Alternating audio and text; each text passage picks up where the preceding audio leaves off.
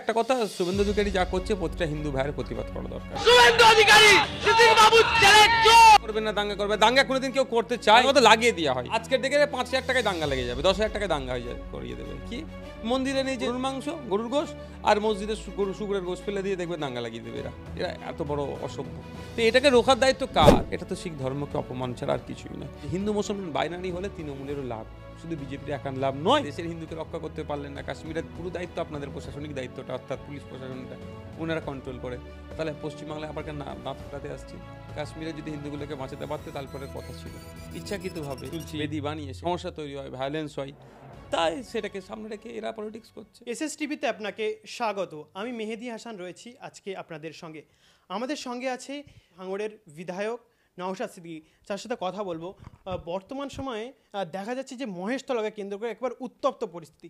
অন্যদিকে দেখতে পাচ্ছি যে দিল্লিতে প্রায় 10 থেকে 12টা মন্দির গুড়িয়ে দিচ্ছে, অথচ সুকান্ত শুভেন্দুর কোনো মুখে কথাই নেই। কি বলবেন? শুধু দিল্লি কেন, আপনি উত্তরপ্রদেশে দেখুন, যেখানে যা প্রয়োজন হচ্ছে। কদিন আগে প্রায় 100 মসজিদের ওপরে এরকম আক্রমণ চালিয়েছে। হিন্দু ভাইদের ধর্মস্থান মন্দির ওপরে এরকম আক্রমণ চালাচ্ছে। ব্যাপারটা হচ্ছে এদের স্বার্থ যেখানে আছে, ভোট যেখানে আছে এরা চিৎকার চেঁচামেচি করবে। এখানে ভোট অলরেডি পেয়ে গেছে, সেখানে এরা আর কথা বলবে না।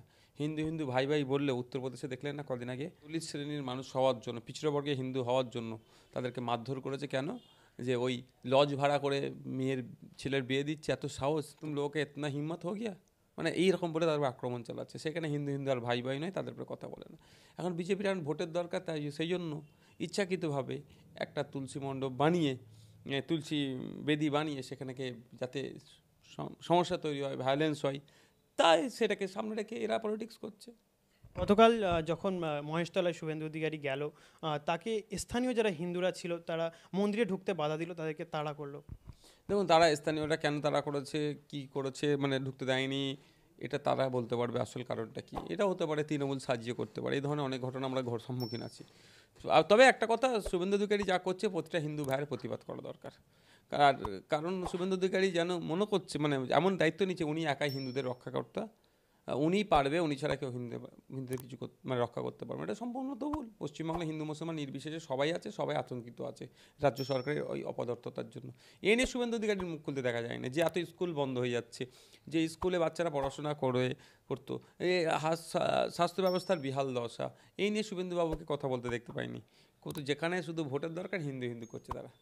হিন্দুদের রক্ষা করতে আমি বিজেপিতে এসেছি, হিন্দুদের রক্ষা করবে বলতে, হিন্দুদের রক্ষা করতে দাঁড়িয়ে। কিন্তু ব্যাপারটা হচ্ছে, মোদিজিও বলেছিল হিন্দুদের ভগবান হিসাবে নিজেকে প্রতিষ্ঠা করতে চেয়েছিল, বা তার দলও প্রতিষ্ঠা করতে চেয়েছিল। দেখুন, আজ পর্যন্ত দেখতে পাইনি শিখেদেরকে ধর্ম দেখে হত্যা করা হয়েছে, মুসলমানকে ধর্ম দেখে হত্যা করা হয়েছে, আদিবাসীদেরকে হত্যা করা হয়েছে, দলিতদের হত্যা করা হয়েছে, খ্রিস্টানদের ধর্ম দেখে হত্যা করা হয়েছে। কিন্তু হিন্দুদের ধর্ম থেকে জঙ্গিরা এসে ধর্ম বেছে বেছে হিন্দু হত্যা করেছে এই প্রথম। হিন্দু হৃদয় সম্রাট, হিন্দুদের রক্ষাকর্তা বলে ক্ষমতায় আসলো, হিন্দু খাতরেমে বলে ক্ষমতায় আসলো, আর সেই সরকারের আমলে, বিজেপি সরকারের আমলে ভারতবর্ষের কাশ্মীরের পেহেলগাঁওতে হিন্দু দেখে দেখে হত্যা করলো, তাদেরকে খুন করলো। আমার 26টা ভাইকে খুন করেছে, এর জবাব তোদের দিতে হবে। তাহলে বলুক আগে যে আপনাদের হাতে দেশ আছে, দেশ পরিচালনার দায়িত্ব আপনারা, কাশ্মীরের পুলিশকে আপনারা কন্ট্রোল করেন, আপনারা কাশ্মীরে প্রায় 12 লক্ষের অধিক সেনা আছে, আধা সেনা মিলিয়ে 12 লক্ষের অধিক আছে, যেখানে 5 মিটার 10 মিটার ছাড়া ছাড়া সেন্ট্রাল ফোর্স থাকে, এত ধরনের সেখানে আইভি আছে, তারপরে ওইখানে কেন ঘটলো? তাহলে আপনারা হিন্দুকে রক্ষা করতে পারেননি। আগে দেশের ভার নিয়ে দেশের হিন্দুকে রক্ষা করতে পারলেন না, কাশ্মীরের পুরো দায়িত্ব আপনাদের, প্রশাসনিক দায়িত্বটা অর্থাৎ পুলিশ প্রশাসনটা ওনারা কন্ট্রোল করে। তাহলে পশ্চিমবাংলায় আবার কেন দাঁত ফোটাতে আসছেন? কাশ্মীরে যদি হিন্দুগুলোকে বাঁচাতে পারতো তারপরে কথা ছিল। এরা সম্পূর্ণভাবে ফেলিওর হয়েছে। সময় দেখা গেছিলো যখন গুজরাট দাঙ্গা হয়, তখন নরেন্দ্র মোদী ওখানের মুখ্যমন্ত্রী ছিল। সেই সময় প্রায় ধর্ম জিজ্ঞাসা করে নরেন্দ্র মোদীও কিন্তু প্রায় 800 অধিক মুসলমানদেরকে তারা ধর্ম জিজ্ঞাসা করে মারা হয়েছে।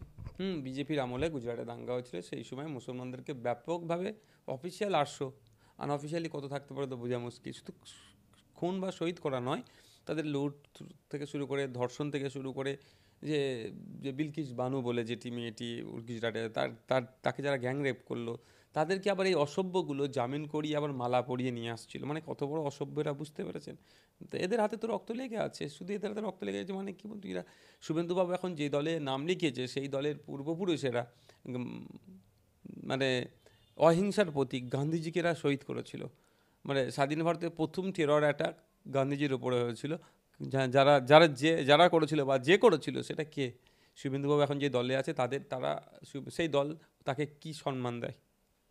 আমরা দেখলাম কিছুদিন আগে সন্দেশখালী হলো, সন্দেশখালীতে শুভেন্দু অধিকারী ওখানে দাঁড়িয়ে খালিস্তানি বললো, এবং কয়েকদিন আগে সুকান্ত মজুমদার পুলিশ গাড়িতে তোলার সময় তিনি ওখান থেকে একটা জুতোও ছুড়লো, একজন শিখ পুলিশ ছিল তাকে উদ্দেশ্য করে জুতো। সন্দেশখালীতে শুভেন্দুবাবুরা যাচ্ছিলেন, একটা তাদের টিম যাচ্ছিল, ওখানে রাজ্য প্রশাসন তাদেরকে আটকেছে। এই আটকানোটা আমি মনে করি গণতন্ত্রের পরিপন্থী, এর বিরোধিতা আমি করি। আমাকেও আটকেছিল, আমাকেও ডিটেন করেছিল। তো যখন আটকেছিল, যে ওর মধ্যে একজন আইপিএস অফিসার ছিলেন যিনি শিখ ধর্মের অনুসারী, মাথায় পাগড়ি পরেছিলেন। তো শুভেন্দুবাবুদের যে টিমটা ছিল তার মধ্যে থেকে কেউ ওনাকে অপমান করার জন্য তাকে খালিস্তানি বলেছিল। কিন্তু দুর্ভাগ্য আমাদের প্রশাসন সুমোটো করেনি, ওই টিমের বিরুদ্ধে অ্যাকশনও নেয়নি। যদি নিত এই সাহসটা পেতো না। কদিন আগে দেখলাম সুকান্তবাবু কোন একটা জায়গায় যাচ্ছিলেন, সম্ভবত কালীঘাটে যাচ্ছিলেন, সেখানেও পুলিশ তাকে বাধা দিয়েছে, ক্যালকাটা পুলিশ। তিনি যখন ফিজন ভ্যানে তাকে তুলছিল, সেই সময় তিনি তেনার হাতে যে দুটো চটি ছিল সেই দুটো ছুড়লেন। যেই ছুঁড়েছে সেই সময় এসে দেখলাম একজন আবার শিখ তার ধর্মাবলম্বী একজন পুলিশের মাথায় লাগলো গিয়ে। এটা তো শিখ ধর্মকে অপমান ছাড়া আর কিছুই নয়। শুধু ওই যদি বলে আমি শিখতে দেখে ছুড়িনি, যে আপনার হাতে জুতো আছে, আপনি কোন দিকে ছুটছেন আপনার হোশ জ্ঞান নেই? আপনাকে তো জবাব দিতে হবে। আপনি গোলাপ ছুটছেন না, আপনি জুতো ছুটছেন। পুলিশেও যে একজন পুলিশের যে ক্যাপটা থাকে, যে টুপিটা থাকে, সেখানে পড়লে সেটাও তো অপমান। তো এইগুলো উনি একজন এমপি, দেশের একজন প্রতিমন্ত্রী, তাহলে ওনার কাছ থেকে এই আচরণগুলো আমরা কোনোদিন আশা করিনি। কিন্তু দুর্ভাগ্য আমাদের, আজকে রাজনীতির মান কত তলানিতে পৌঁছে গেছে। এর বিরুদ্ধেও রাজ্য প্রশাসনের পক্ষ থেকে কোনো সুমোটো দেখতে পেলাম না। বকলমে বিজেপিকে রাজ্যে বারবারান্তর সুযোগ তৃণমূল কংগ্রেস দিচ্ছে, আর আইএসএফের ছেলেদের মিথ্যা মামলা দিয়ে জেলে রাখার চেষ্টা করছে। যত দিন যাচ্ছে তত নির্বাচন এগিয়ে আসছে, 26-এর নির্বাচন। তার আগে যেভাবে হিন্দু মুসলিম যেভাবে দাঙ্গার পরিস্থিতি নিয়ে যাওয়া হচ্ছে, কোন দিকে যাচ্ছে বাংলার রাজনীতি?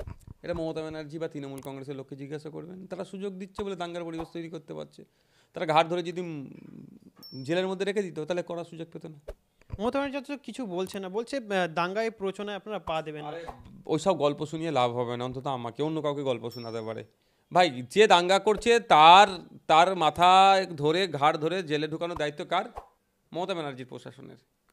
তা না করে দাঙ্গা করবে না, দাঙ্গা কোনোদিন কেউ করতে চায়? দাঙ্গা তো লাগিয়ে দেওয়া হয়। আজকের ডেকে 5,000 টাকায় দাঙ্গা লেগে যাবে, 10,000 টাকায় দাঙ্গা করিয়ে দেবে। কি মন্দিরে নেই যে গরুর মাংস, গরুর গোশ, আর মসজিদে শুকুরের গোশ ফেলে দিয়ে দেখবে দাঙ্গা লাগিয়ে দেবে। এরা এত বড় অসভ্য। তো এটাকে রোখার দায়িত্ব কার? এই করার সাহস পাবে না যদি প্রশাসন স্ট্রং থাকে। এটা কে করবে? মমতা ব্যানার্জি প্রশাসন। সেটা করছে কি? তার পরিবর্তে আমাকে বলছে এই দাঙ্গা করা যাবে না। কে দাঙ্গা করবে? না রাম না রহিম কেউ দাঙ্গা করতে চায় না, কিন্তু রাজনৈতিক কারবারিরা তাদেরকে দাঙ্গার দিকে ঠেলে দেয়। তাহলে সেই যে রাজনৈতিক কারবারিরা তাদেরকে দাঙ্গার দিকে ঠেলে দিচ্ছে, সেই গুলোকে ধরে জেলে রাখতে পারছে না কেন? যাদের কথায় দাঙ্গা হয়ে যেতে পারে, যাদের কথায় হিংসা ছড়াতে পারে, তাদেরকে ধরে তারা বলার সাহস পাচ্ছে কী করে? ধরে তো জেলে রাখতে পারে। শুধু তাই নয়, মমতা ব্যানার্জিকে কাশ্মীরের জঙ্গিদের সাথে যুক্ত আছে এই বলে দেখে দিচ্ছে, তারপরেও চুপ করে আছে। বুঝতে পারছেন না?